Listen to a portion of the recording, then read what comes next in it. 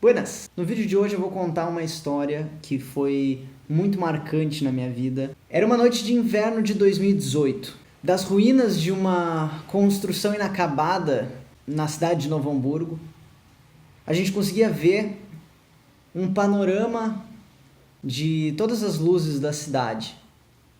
Mais ou menos 130 pessoas transitaram por aquele espaço, vivenciaram o que talvez possa ser dito como a maior surfada no Código Penal que eu já fiz na minha vida. Trazendo um pouco de contexto para essa situação, nessa época, em 2018, talvez tenha começado em 2017 ainda, eu surgi com a Scal, que era uma produtora de eventos que transitou um pouco os membros, mas do início tinha a Tailine, que se manteve em 2018, e entrou o Maurício, que começou a ajudar a gente na produção de eventos. A gente tinha o hábito, tinha o costume já de fazer eventos em um espaço alternativo que tem aqui em Novo Hamburgo e que ainda não conseguiu reabrir, na verdade, completamente, agora por causa da pandemia, né? A gente fazia eventos nesse espaço que juntava toda a galera alternativa daqui da região, que é uma esquina entre a Cervejaria Sideral e esse lugar que chamava-se Casa Aberta. Já tinha sido realizado lá alguns eventos diferentes, todos sempre feitos à nossa imagem e semelhança. Então, nós fizemos eventos de pós-punk, nós fizemos eventos de bandas, né? Festival com bandas. O que vai dar origem a esse evento em específico foi a Penumbra. A Penumbra era uma festa de dark trap, witch house e techno e hard techno ou qualquer coisa do tipo, eu não sei o gênero, desculpa Vini. Mas foi uma festa que começou na Casa Aberta e contava com esses gêneros musicais que não existia qualquer outra festa na região com esse tipo de som. E eram sons que até entre o meu grupo de amigos não eram muito escutados. Mas como nós vínhamos com uns bons eventos acontecendo e um grupo de amigos bem forte, foi a primeira Penumbra, juntou umas 20 e poucas pessoas, foi tipo super pequena, era uma casa mesmo o espaço, então era bem pequeno, mas foi muito massa, o que fez com que a segunda Penumbra tivesse um público bem maior, eu não lembro exatamente qual era o número, e as expectativas eram muito grandes para a terceira Penumbra. A terceira Penumbra já estava marcada e ela iria acontecer no dia 23 de junho de 2018. Só que menos de um mês antes a gente teve outro evento no espaço que se chamava PTBR e era uma festa de música brasileira e que girava em torno de cachaça barata e um trocadilho com o PT em si, o Partido dos Trabalhadores. E então consegue imaginar a relação. Nós fizemos esse evento, acredito que um mês antes da data que estava marcada a Penumbra de acontecer.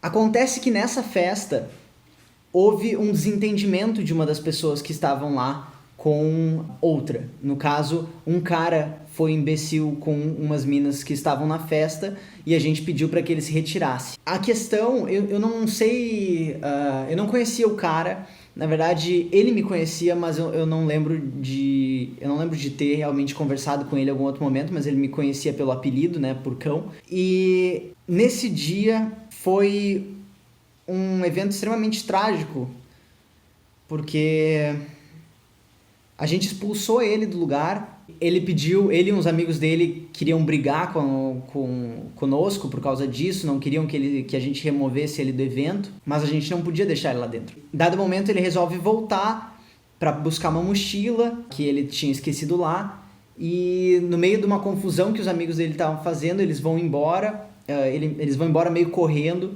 e a gente percebe que numa sala dos fundos ele tinha ateado fogo num sofá que tinha lá atrás. E o incêndio foi bem grande, os bombeiros vieram, o espaço fechou, teve que acontecer reformas, a gente fez uma campanha para auxiliar com materiais que eles precisassem.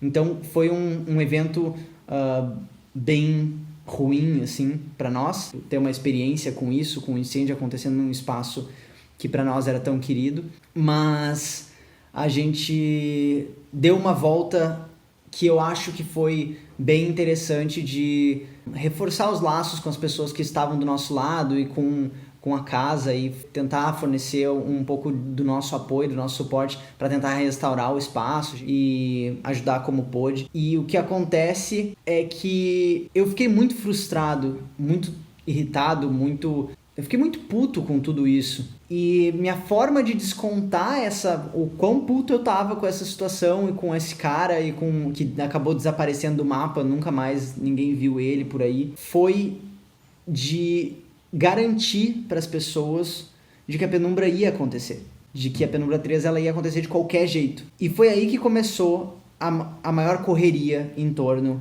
dessa festa, porque a gente perdeu o espaço, que era o único espaço que a gente tinha na região, que aceitava os nossos eventos super underground e impopulosos. Então, começou a merda pela falta de espaço. Os espaços que até poderiam abrigar a festa, ou tinham um valor muito alto de aluguel e a gente tinha umas pulseiras que a gente já tinha vendido antecipado e tal, mas a gente sabia que não ia ter como pagar, ou haviam espaços que a gente teria como colocar a festa, mas eles eram ou em Porto Alegre, que é na capital, né, 40 quilômetros daqui, ou em São Leopoldo, se não me engano, e isso deslocaria a maior parte do público, tornaria mais difícil, geraria mais atrito entre o público e a festa, que a gente não queria criar. Então, a gente se inspirou em umas festas que acontecem em Porto Alegre e que são festas de rua, festas de música eletrônica de rua, onde a galera bota um gerador, bota umas caixas de som na rua e se reúne em bando lá e fazem a festa acontecer. Eu já ouvi dizer que essas festas, elas possuem permissão para acontecer, elas têm um reconhecimento da Guarda Municipal para acontecer e que só por isso elas acontecem, né? Mas eu também já ouvi dizer que eles não têm autorização nenhuma e que é simplesmente porque vai muita gente lá e que realmente vai muitas pessoas nessas festas e que daí não tem como tu dispersar aquilo, não tem como tu tirar a galera e tal. Então eles acabam não tendo as festas desmanteladas, talvez, daria pra dizer assim. Inspirado nisso, a gente começou a procurar lugares em Novo Hamburgo que desse pra gente ocupar e fazer a festa. Ou seja, enquanto em Porto Alegre eles têm áreas grandes onde não tem moradores em torno e que é possível de fazer, como no Anfiteatro Pôr do Sol, que né, é bem afastado, nós não queríamos complicar muito a chegada até o lugar. Então a gente procurou um lugar que fosse dentro da cidade, mas não tivesse muita gente em volta e a gente pudesse botar geradores, caixa de som e ter um telhado. Então pensa só, o que aconteceu foi que a gente encontrou algumas casas abandonadas, alguns espaços abandonados e foi fazer umas visitas, passar na frente e tudo mais. Teve um lugar que a gente encontrou e que foi o lugar que era o lugar certo. Ele era no alto de um morro e era uma construção de um espaço. Eu não sei se era uma mansão ou se seria alguma outra coisa, não sei dizer porque a estrutura interna era muito esquisita, mas muito ampla também. E acabou sendo o espaço que a gente escolheu. A gente fez uma visita técnica, digamos assim, para conhecer o lugar e ver qual era a viabilidade em um outro dia de tarde. E a gente descobriu uma das melhores vistas sobre a cidade de Novo Hamburgo que eu já tive, assim, quando eu entrei lá e eu tive certeza que era o espaço para fazer a penumbra. Definido o local, a gente não poderia divulgar antes, afinal era uma ocupação, era uma invasão, a gente não tinha autorização nenhuma para fazer isso, e a gente sabia que a gente não conseguiria uma autorização para invadir um terreno ali e fazer uma festa lá. Então também não era uma opção avisar. Nessa visita que a gente fez, a gente passou nas casas de alguns vizinhos de frente porque eram os únicos vizinhos que tinham, eram vizinhos à frente desse espaço. E a gente bateu na porta dos vizinhos e perguntamos sobre o lugar abandonado, perguntamos para saber um pouco mais e contamos uma puta de uma história de que nós éramos universitários e a gente tinha um grupo de debates sobre os espaços urbanos, ocupação e questões culturais e discussões sobre o abandono e qualquer coisa assim, e que sempre a gente fazia um evento no semestre onde a gente ia até um desses espaços abandonados e fazia uma festa do grupo. Então a gente pintou com uma cara super certinha, assim, né, certinha dentro da noção do imaginário de o que um universitário faz, mas a gente pintou uma imagem, assim, do evento e que porra nenhuma, tá ligado? Mas a gente fez toda essa cena e os caras disseram, vocês querem fazer uma festa, aí, é isso. Vocês querem tipo, vir aqui de madrugada, botar som alto, ficar bebendo e num lugar abandonado, é isso. E a gente ficou tipo, é isso. E eles disseram, não, tudo bem, a gente direto tem gente aí e tal, fazendo algazarra, mas conhecendo vocês aqui, né, não tem problema. Bom, não fazia ideia, né? Nem a gente fazia ideia do que ia ser aquilo. Acontece que a gente acaba descobrindo durante essa visita técnica também que tinha um morador de rua que morava num andar abaixo da casa, porque era um terreno muito íngreme mesmo, era tipo na encosta do morro praticamente. E o espaço tinha dois andares para cima e um andar para baixo na distribuição do terreno.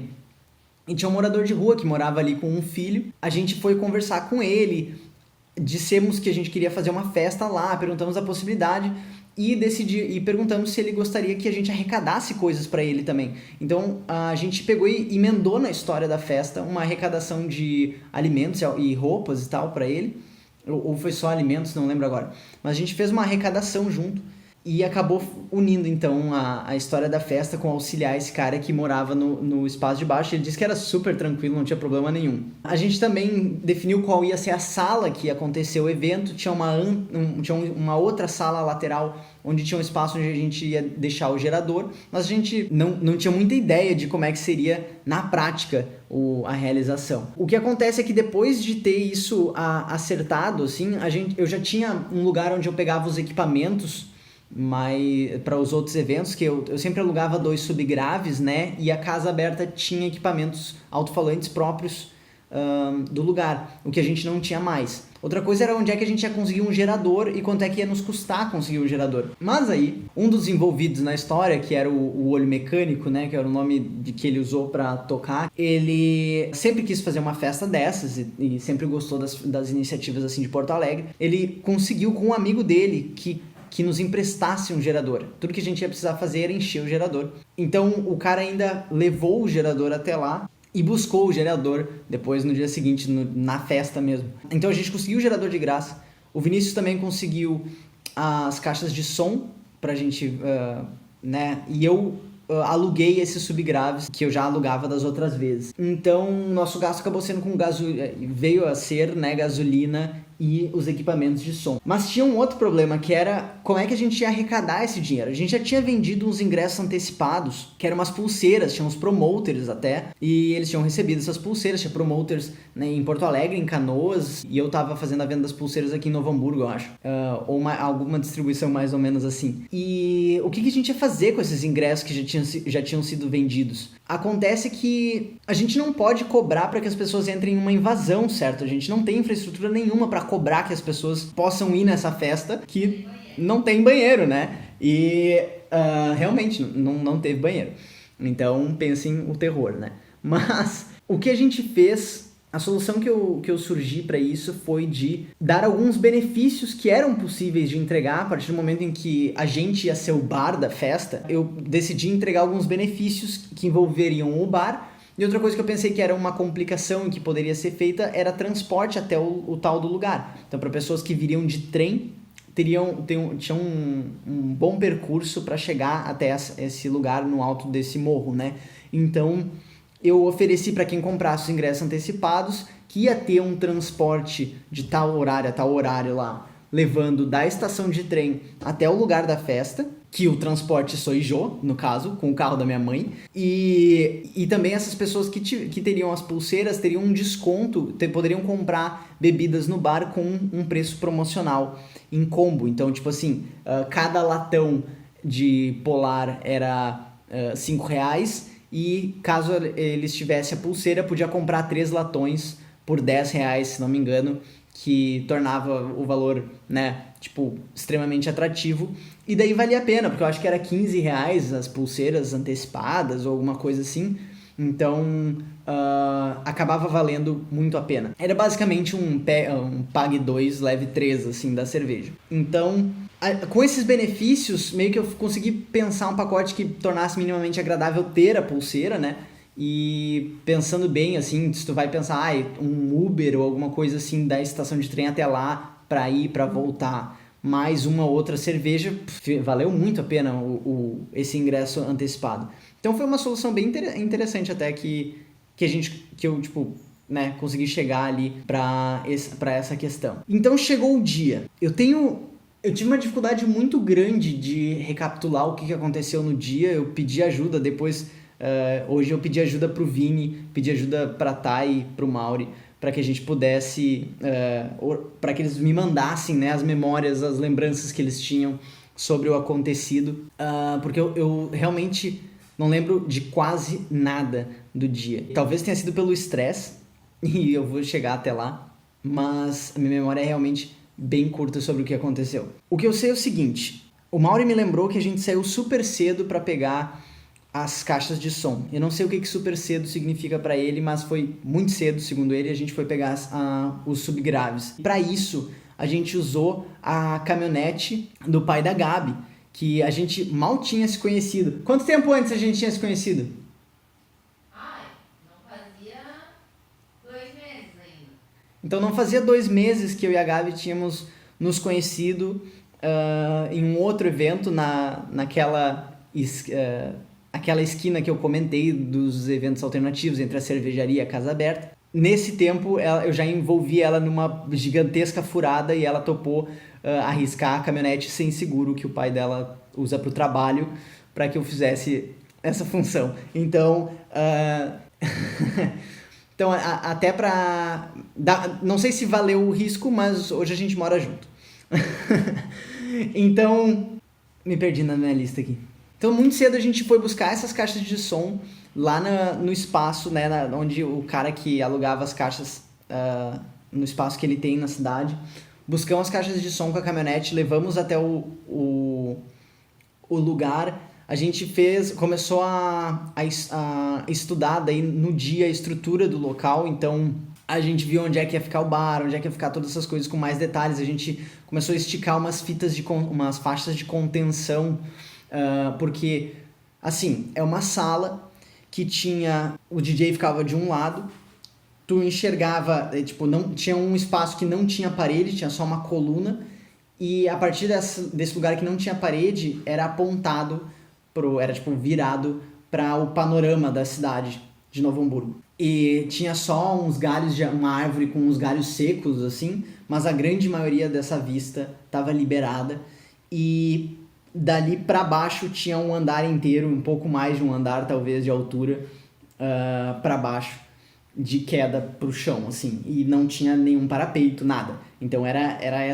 esse o espaço para um dos lados, e daí o outro, então, DJ, essa área aberta. Desse outro lado aqui tinha um vão para uma piscina para dentro do chão, então era um buraco de 2 metros para baixo, praticamente, quase 2 metros, não tinha 2 metros, 1,5 metro, sei lá, para baixo.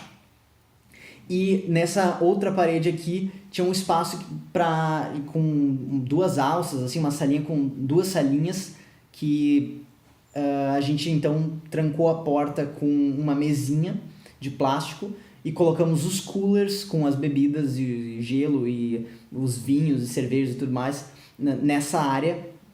E daí o acesso era por essa mesinha que ficou um balcãozinho bem bagaceiro. Devia ter 2 metros, sim, porque, tipo, não dava pé, sabe? Se a pessoa entrasse lá, ela não ficava com a cabeça pra fora. Eu, por exemplo, o buraco era mais alto que eu. Então 2 metros são 2 metros. Então, 2 metros. Por aí então. 2 metros de profundidade, na verdade, para o espaço da piscina. A gente começou a organizar essas coisas, era no meio da tarde, talvez.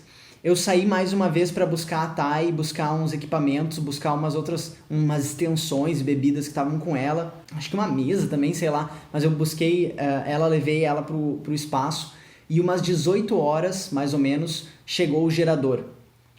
Chegou um caminhão trazendo o gerador. E a gente estava tentando ser discreto, sabe? A gente não queria chamar muita atenção. Por mais que a gente tenha avisado... A gente avisou 2 vizinhos da frente, mas um deles disse que o vizinho do outro lado era um bombeiro ou alguma coisa do tipo, ou um policial militar aposentado, uma coisa do tipo. E ele era muito chato, então era para não incomodar ele. Então era mais ou menos isso que a gente tinha do outro lado da rua do evento. Então chegou o gerador, a gente carregou, aquilo era pesado pra caralho, a gente levou pra dentro pra uma salinha antes da sala aquela que eu descrevi, e a gente colocou o gerador lá e ficou um pessoal puxando os fios pra sala onde ia ficar o som, a luz e etc. Nisso começaram a chegar também as primeiras pessoas por umas 7h30, por aí, e umas 8 horas a música tava tocando. Já tava rolando um som. Então eu comecei ali pelas 8 horas fazer os primeiros corres de Uber, trazendo a galera da estação de trem, e eu não vi o que ficou acontecendo por lá, mas daí a gente tinha uns parceiros que iam vender sanduíche, iam vender bergamota, tinham botado várias coisinhas assim pra vender lá no lugar, e enquanto eu fazia esses translados da galera que foi chegando. Eu não sei daí que horas exatamente as coisas aconteceram, mas o primeiro DJ a tocar realmente, né, não só uma playlist assim, mas a selecionar as músicas e tudo mais, foi o John Rodrigues. Ele tocou uma setlist de Retrowave e Outrun, que foi foda pra caramba, foi muito massa. Na sequência, agora eu não tenho certeza se isso foi antes da minha vez de tocar ou se isso foi depois. Talvez tenha sido antes até, mas eu lembro de uma cena onde eu tava ali ajudando no bar ou ajudando em alguma coisa, e alguém simplesmente vem me chamando, ô cão, porque lá em todos os eventos eu tô acostumado, né? A pessoa tem uma dúvida, ela vem, ô cão. E alguém tava me chamando e eu, sim, o que foi? E daí disseram, cara, tu precisa vir aqui, tu precisa vir lá fora, tem uma pessoa no telhado. E eu, o quê? E assim eu saí da mansão, né, do edifício ali, daquela porra gigante da construção, e lembra aquela história que a gente tava tentando ser discreto? Então era de noite, e a parte da frente do espaço aqui tinha um barranco que descia, e daí começava o grande casarão lá. Ali tava tudo escuro, não tinha nada, não tinha sinal de vida por ali. E outra coisa, o som não saía pra esse lado de cá, tu só conseguia ouvir o gerador, o zumbido do gerador. Todo o som ficou projetado pro panorama da cidade, pra lugar nenhum, assim, isso foi genial. Foi, assim, se tivesse um engenheiro lá, ia se sentir orgulhoso da estrutura de som. Eu sei que desse lado de cá, que não tinha nada, não tinha sinal de alma, eu saio e vejo que tem um monte de gente parada na frente do casarão, umas 10 pessoas talvez, e as pessoas tinham empilhado uns destroços, uns negócios, umas latas, e tinha conseguido subir pro segundo andar, e daí subir subir no telhado do segundo andar, depois tinha mais um andar pra cima, a pessoa conseguiu subir e tava lá em cima, no auge, assim, do telhado.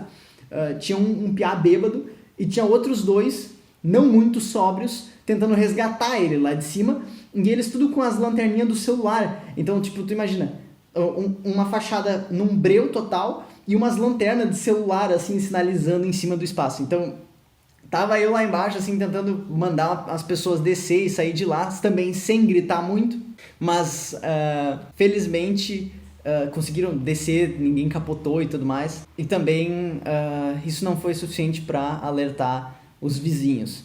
Na verdade, a história segue.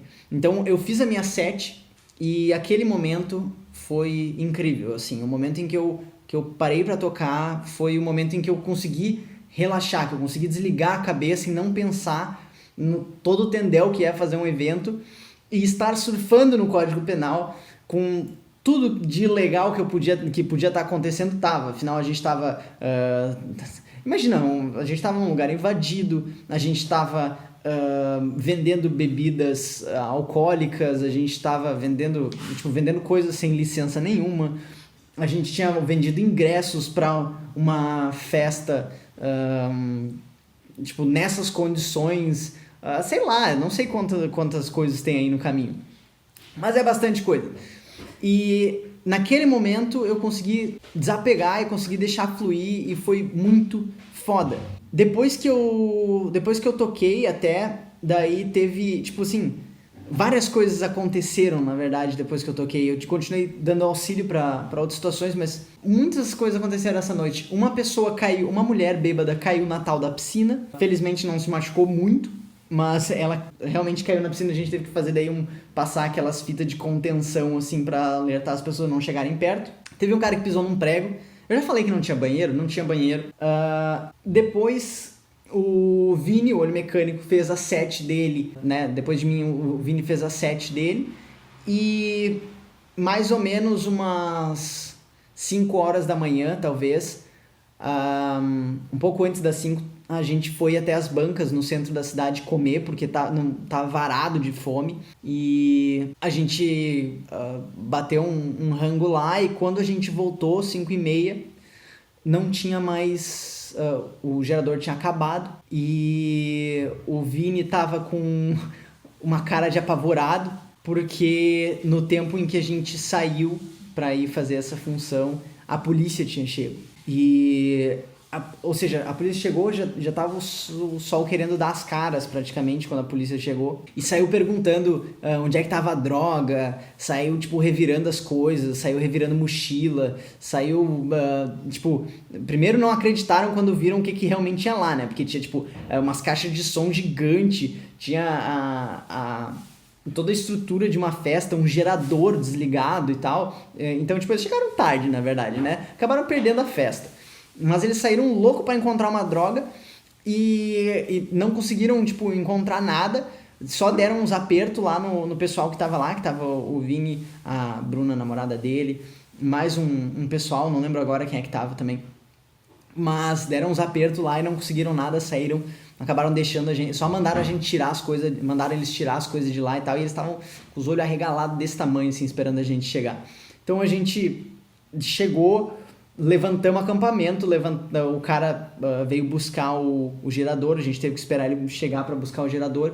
E, por fim, eu e o Mauri saímos de caminhonete, então, entregar os subgraves na Sociedade Ginástica, que era onde o cara tava no domingo, o dono dos subgraves, fazendo um evento. E quando a gente chegou lá para entregar esses geradores, a gente ficou tentando contato com o cara, mas daí meu celular tinha acabado a bateria, eu tava assim num grau de exaustão incalculável, aqueles subgraves pesavam muito, a gente tinha carregado o gerador, a gente tinha passado a noite inteira de pé, caminhando de um lado pro outro, adrenalina fodida, assim, então o grau de exaustão que a gente tava era muito grande, ao ponto em que, enquanto a gente não conseguia contato com o cara, naquela situação com o sol já rachando e parado na frente do espaço Sociedade Ginástica, eu e o Mauri começamos a, tipo, chorar e rir de desespero, assim, sabe? De não ter... assim, não tinha experimentado um grau de exaustão e estresse tão grande naquele momento, que nem aquele momento. E a gente tava rindo da nossa desgraça, assim, de estar incomunicáveis naquela circunstância. Acabou que a gente conseguiu, com o cara da portaria, falar com o cara do som, e a gente ainda teve que descarregar os subgraves da caminhonete pro cara, para entregar para ele, e então pôde voltar, fazer uma última leva de entregas, levamos alguma outra coisa depois de lá. Finalmente eu fui então pra casa da Gabi, pro apartamento dela, no antigo apartamento dela, pra dormir. E a gente foi realmente dormir, era 11 horas da manhã do domingo, dia 8 de julho de 2018. E a 1h da tarde eu fui acordado, porque um alarme do lado da janela do apartamento começou a disparar incessantemente. E eu acho que deve ter passado umas 2 horas com aquela porra disparada, muito alto, atordoante. Eu acho que a gente só conseguiu dormir quando foi pra casa da mãe, né? Não foi isso? Não lembro. Mas eu acho que o mais impressionante de tudo isso é que, no geral, entre mortes e feridos, salvaram-se todos. Se não me engano, o dinheiro que entrou da festa quitou as contas. A gente não... talvez tenha dado assim, um gasto mínimo assim, com relação a gasolina, alguma coisa assim. Sei que sobrar não sobrou. Mas esse experimento, essa experiência, na verdade, gerou muito o que falar e ficou muito marcado para todo mundo que participou. E agora, 2 anos depois, a gente liberou um vídeo da festa que vai estar em algum lugar, vocês vão poder clicar ou vai aparecer, sei lá, mas vai ter o vídeo mas existe o vídeo do pós-festa. E a gente vai fazer então a 4ª penumbra, que vai ser um evento virtual e vai acontecer no dia 25 agora de julho. E reunindo os mesmos DJs, agora cada um na sua casa aí. O que eu acho que é a última ironia, que para fechar esse vídeo, é de que a nossa Penumbra 3 se chamava Distopia e agora, na produção da Penumbra 4, a gente está realmente vivendo ela.